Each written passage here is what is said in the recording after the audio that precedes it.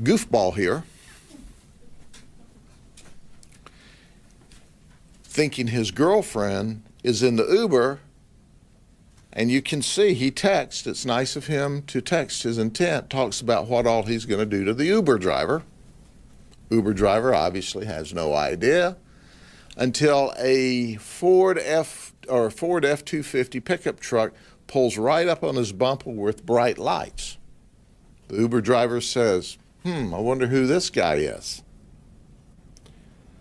The tailgates him a minute, then he pulls out beside him, rides beside him a couple of seconds on 542 or the Dundee Road between Dundee and Winter Haven, and then starts to pass him and forces him to a stop in the roadway.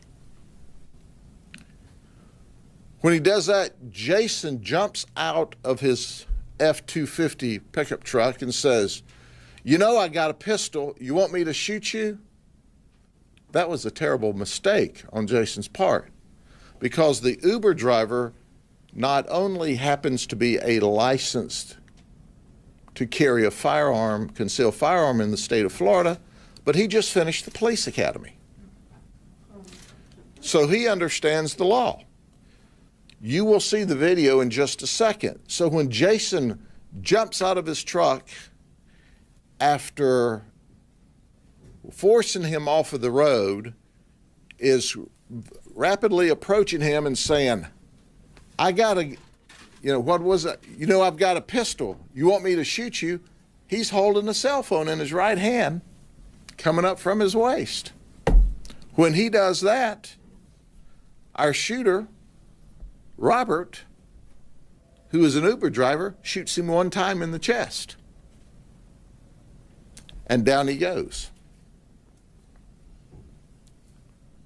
Then Robert immediately, the Uber driver, calls 911. He talks in police lingo, by the way.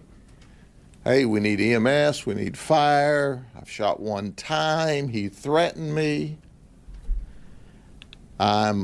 He tries to contain the bleeding. Then he starts doing CPR, and you can hear as he gives a rendition about the suspect, Jason, breathing his last breath. Jasmine, who's in the back seat, so drunk she don't know Sikkim from come here.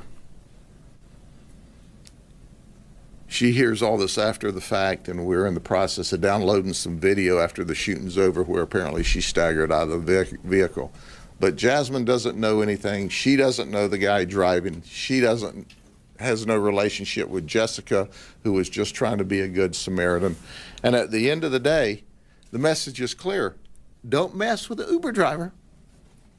Leave the Uber driver alone, because he just may be a certified police officer in waiting, and when you force him off of the road and threaten to shoot him with a gun while holding a cell phone in your right hand, which is a shiny object, in a second, you could get shot and killed.